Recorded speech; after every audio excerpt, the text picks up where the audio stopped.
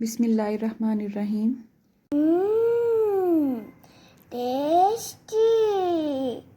जी हाँ, आज हम बनाने जा रहे हैं बहुत ही टेस्टी अचारी गोभी आलू। अगर आपके घर में गोभी शौक से नहीं खाई जाती है तो आज की वीडियो आपके लिए है, क्योंकि आज की वीडियो में आप कुछ ऐसे ट्रिक्स सीखेंगे जिनको फॉलो करके आप अपनी गोभी को बहुत ही टेस्टी बना सकते हैं। तो चलें टाइम ज़ाया किए बगैर अपनी रेसिपी की तरफ आते हैं। सबसे पहले हम लेंगे कढ़ाई में आधा कप कुकिंग ऑयल। चूल्हे की आंच को हम मीडियम पर ऑन कर लेंगे। उसमें हम ऐड करेंगे प्याज। 2 से 3 अदद लिए हैं मैंने दरमियाने साइज़ के। प्याज की कटिंग ऐसे करनी है जैसे कि ऑमलेट वगैरह के लिए करते हैं। इसके अलावा हमें चाहिए होंगे 2 अदद टमाटर। ये देखिए इनका छिलका मैंने उतार लिया है। अब इनको छोटे छोटे बारीक टुकड़ों में काट लेंगे। अब हम प्याज को तब तक भूनेंगे जब तक ये हल्के से नरम ना हो जाए, लेकिन इनको ब्राउन नहीं करेंगे। अब हम इसमें ऐड करेंगे टमाटर, जिनको हमने छोटे छोटे टुकड़ों में काट लिया था और इनका छिलका उतार लिया था। और टमाटरों के साथ ही हम दीगर मसाला जात ऐड करेंगे। उसके लिए हम लेंगे 1.5 चम्मच खुश्क धनिया पाउडर, 1/4 चम्मच लूँगी मैं कलवंजी और इसको मैंने हल्का सा ग्राइंड कर लिया है।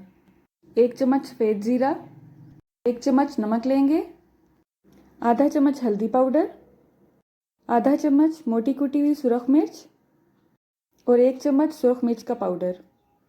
इन सब मसाला जात को हम कढ़ाई में डाल देंगे और इसको अब टाइम लगा के अच्छी तरह से भूनेंगे, क्योंकि अगर मसाला अच्छी तरह से नहीं भुना जाएगा तो हमारी गोभी भी अच्छी तरह से नहीं बनेगी।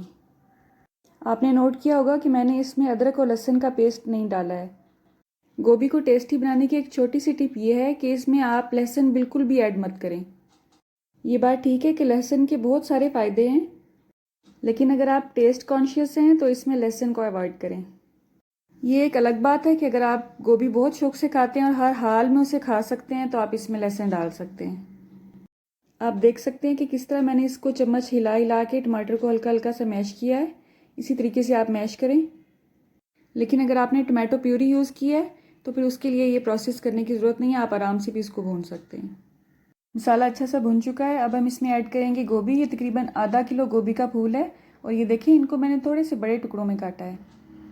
अगर आपको बिल्कुल घुली हुई गोभी पसंद है तो आप छोटे छोटे टुकड़ों में भी इसे काट सकते हैं, लेकिन मैं थोड़ा सा इसको इस हिसाब से काटती हूँ कि थोड़ा सा फूल इसका नज़र आए एंड तक। गोभी को मसाले में मिक्स कर लेंगे। अब हम इसमें ऐड करेंगे आलू। आलू भी मैंने इसमें आधा किलो लिए हैं। आलू को हमेशा मुनासिब से टुकड़ों में काटा करें। बहुत बड़े साइज़ के आलू बिल्कुल भी अच्छे नहीं लगते हैं डिश में पड़े हुए। गोभी आलू जब भी बनाएं आप तो हमेशा इस तरह से उसकी मिक्सिंग किया करें ताकि गोभी का फूल टूटने ना पाए और ये एंड तक बिल्कुल अच्छा अच्छा सा नज़र आए प्लेट में पड़ा हुआ। अब हम इसमें ऐड करेंगे आधा कप पानी। अचारी गोभी में पानी डालने की ज़रूरत पड़ती है क्योंकि इसे मीडियम आंच पर पकाना पड़ता है। सादा गोभी में पानी डालने की ज़रूरत नहीं पड़ती है क्योंकि उसको हम बहुत ही हल्की आंच पर पकाते हैं दम पर। इसे अब हम कवर कर देंगे और आंच को मीडियम ही रहने देंगे। 5 से 7 मिनट हो चुके हैं। इसको मैंने 1-2 दफ़ा पहले भी मिक्स किया था और आप देख सकते हैं ये काफ़ी हद तक नरम हो चुकी है, लेकिन ये अभी अच्छी तरह से गली नहीं है। इसको हम हल्के हाथों से मिक्स करेंगे जैसे कि पहले हमने मिक्स किया था।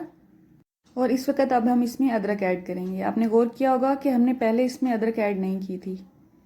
2 चम्मच के हिसाब से मैं इसमें अदरक डाल रही हूँ और अदरक को हमेशा फ्रेश ग्राइंड किया करें या मैश किया करें, क्योंकि फ्रेश ग्राइंड की हुई अदरक का अपना ही टेस्ट होता है और बहुत अच्छी खुशबू होती है इसकी।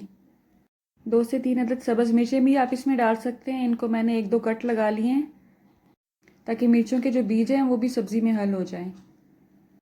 अब इसको हम तब तक पकाएंगे मीडियम आंच पर जब तक आलू और गोभी अच्छी तरह से गल नहीं जाते हैं। 5 मिनट के लिए इसको मैंने हल्की आंच पर कवर कर दिया था। गोभी और आलू मुकम्मल तौर पर गल चुके हैं। अब हम इसमें ऐड करेंगे अचार। इसमें मैं मिक्स अचार ले रही हूँ, तकरीबन आधा कप है ये। अगर आपको ज़्यादा खटाई पसंद है तो आप इसमें ज़्यादा भी ले सकते हैं अचार। अचार को अच्छी तरह से मिक्स कर देंगे और इसको हम 2 से 3 मिनट तक अच्छी तरह से दम पर लगा देंगे ताकि इसकी अच्छी तरह से खुशबू इसमें रच बस जाए। अब हम इसमें ऐड करेंगे 1 चम्मच कसूरी मेथी। कसूरी मेथी को आप हथेलियों पर रखकर अच्छी तरह से रगड़ लिया करें, उसके बाद इसमें ऐड किया करें। इसके अलावा इसमें ऐड करेंगे हरा धनिया बारीक बारीक कटा हुआ। इन दोनों अज्जा को अच्छी तरह से मिक्स कर लेंगे हांडी में और 1 से 2 मिनट के लिए इसको आंच बंद करके दम पर लगा देंगे ताकि इसकी खुशबू जो है कसूरी मेथी की ये अच्छी तरह से इसमें रच बस जाए। अल्हम्दुलिल्लाह अचारी गोभी हमारी रेडी है बिल्कुल।